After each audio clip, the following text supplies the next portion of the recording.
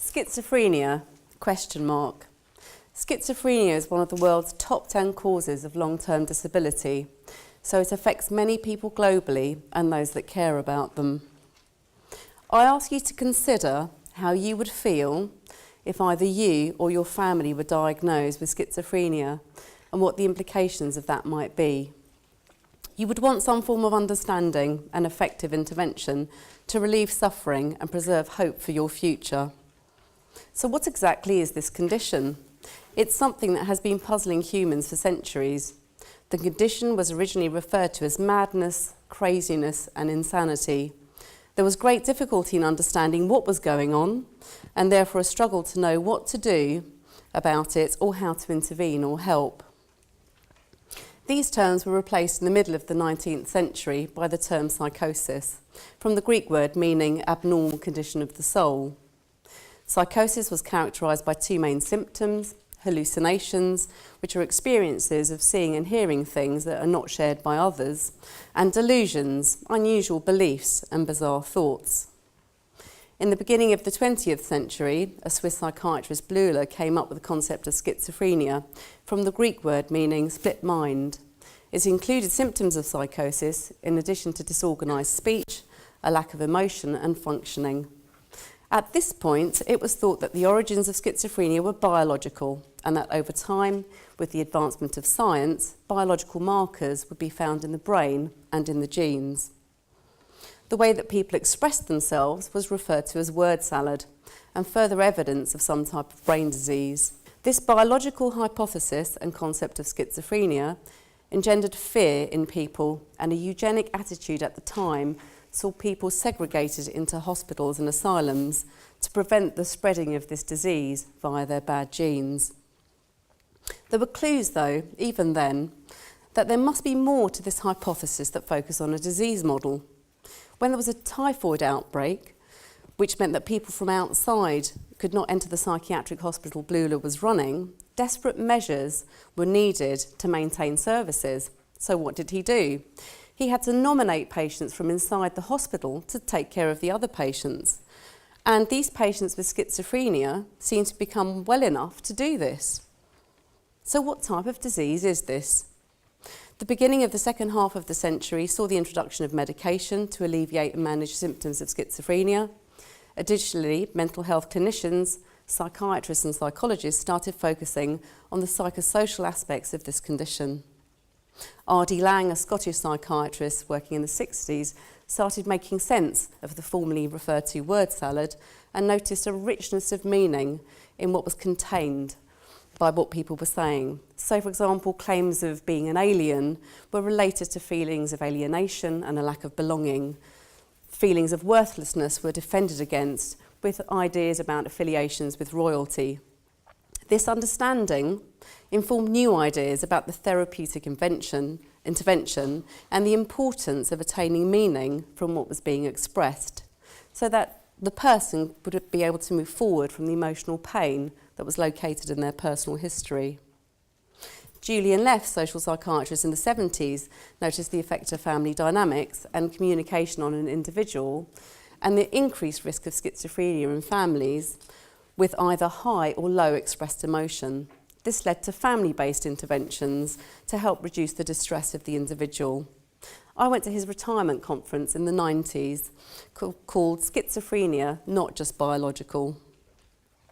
Richard Bentel, a British psychologist, won the Psychology Book Prize in 2004 for his book, Madness Explained and Human Nature. Madness Explained, Human Nature and Psychosis.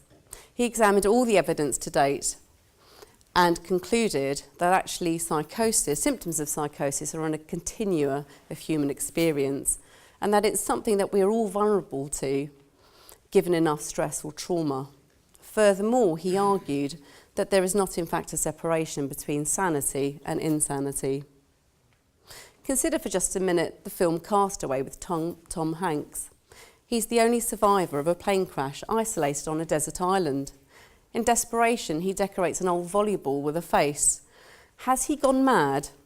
Or has he found an ingenious way of preserving his life with an automatically generated psychological defence to help him survive until he has company again? Does he in fact aid his survival by protecting himself from feelings of despair and loneliness and hopelessness, which might have otherwise led him to end his life? In other words, is there something else to be understood here? Bentel argues that we cannot define madness as an illness to be cured like any other, that labels such as schizophrenia are meaningless based on 19th century classifications, and that experiences such as delusions and hearing voices are in fact experiences to which we are vulnerable to as human beings. However, the legacy from 100 years ago persists. The biomedical model dominates our understanding of these human experiences, and therefore also the methods of intervention, which focus primarily on medication and the pursuit of discovering the biological origins of schizophrenia. Not only have there been significant advances in terms of a psychosocial understanding of these types of experiences over the last few decades, but also there have been objections to the continuation of the use of the diagnosis of schizophrenia, as what we have been discovering is not what was hypothesised. A British psychiatrist, Professor Ian Brockington, in 1992 said that schizophrenia is a barren hypothesis. Such a blurred concept is not a valid object of scientific inquiry, it is a cloak for ignorance. It's time to abandon this concept with its history of semantic wrangling. The Critical Psychiatry Network have supported a movement to abandon the use of the diagnosis of schizophrenia and have raised several objections. Firstly, the stigma. The word has been so misused over the decades and therefore misunderstood. Secondly, there is an implication that there is an underlying defect. However, there is still to date no identifiable biological property that distinguishes those that have schizophrenia from those who don't. In the Diagnostic and Statistical Manual for Mental Disorders, in the section on genetic and physiological factors of schizophrenia, the first sentence states, and this is the 5th edition I'm referring to, which was just published last year, there is a strong contribution for genetic factors in determining risk for schizophrenia, although most individuals who have been diagnosed with schizophrenia have no family history of psychosis.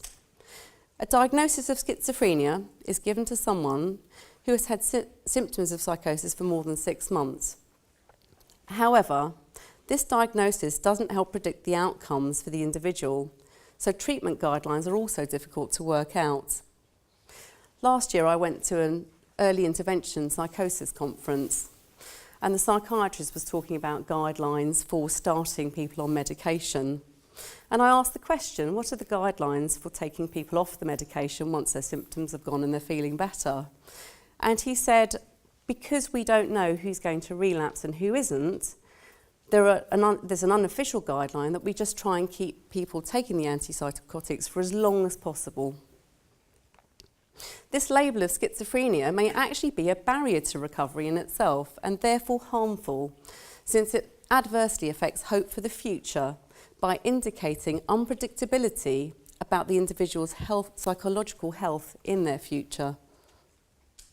I attended a psychiatric assessment 3 years ago with a young adult male who had completely recovered from a first episode psychosis, and he was medication and symptom free. It had been a slightly protracted episode, in excess of 6 months, due to some complications to do with his family, with drugs and medication. However, he had developed insight into his experience and was confident he had recovered. He wanted the diagnosis of schizophrenia to be removed from his medical notes. At the age of 20, he wanted a clean start and his future cleared and untainted from any foreboding predictions about it. The psychiatrist refused and stated, in my opinion, you have schizophrenia. The client asked, but what if this never happens again? I'm quite confident that it won't. The psychiatrist replied, we won't know that until you have died, so until then, you have schizophrenia. This is a true story. The young man persisted, and a diagnosis of schizophrenia was agreed as the only compromise. That is actually the title of my talk. It actually exists in someone's medical records. What sense does that make? Isn't it time we embrace a truly biopsychosocial approach where the psychosocial is primary and central, where we look to understand the individual's experience and provide an intervention that addresses their specific difficulties rather than asking what's wrong with them? It alludes to a disease which has yet to be identified. It's a diagnosis which is like living with a life sentence, a prediction that another episode of psychosis is likely to occur, when actually, with the appropriate understanding and treatment, is quite possibly highly unlikely to occur.